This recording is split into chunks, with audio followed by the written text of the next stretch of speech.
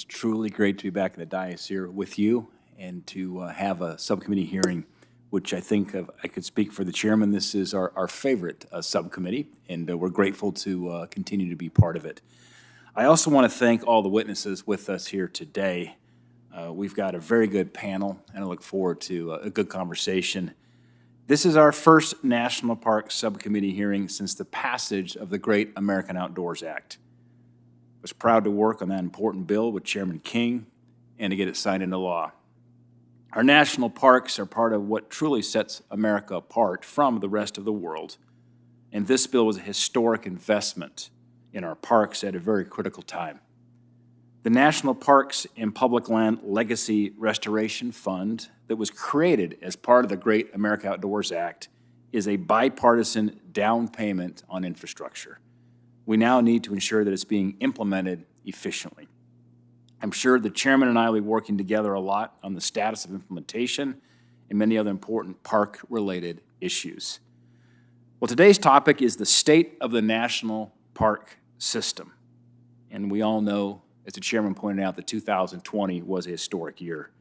No one could have predicted the impact of COVID-19 on our society, our way of life, our economy.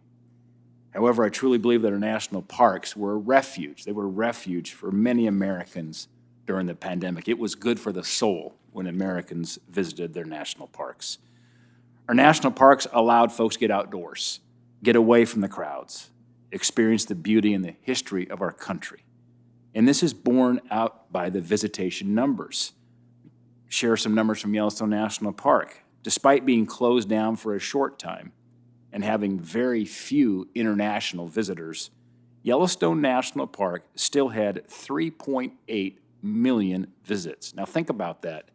That was only a slight decline from 4 million in 2019. And in 2021, visitations are hitting above average highs each month, and I also share the chairman's prediction that we're going to have record years in our national parks and visitation this year. As it warms up in Montana, and sometimes it takes a while to do that, as we had snow last weekend in my hometown in the Gallatin Valley, our smaller parks, like Big Hole National Battlefield, are beginning to see visitation rising, and I look forward to discussing more about how we can drive visitation to these smaller parks. And it's not just about the visitation numbers.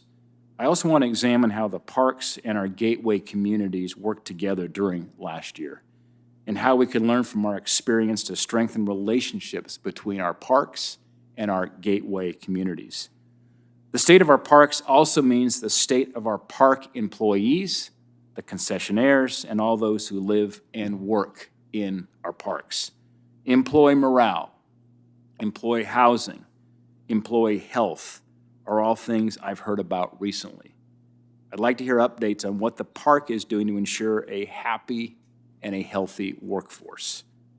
Furthermore, concessionaires have had an unprecedented year, and we need to ensure that as we move forward, we address any issues that arose from last year's park closure. With that, I'll turn it back to the chairman. I look forward to a good conversation here today.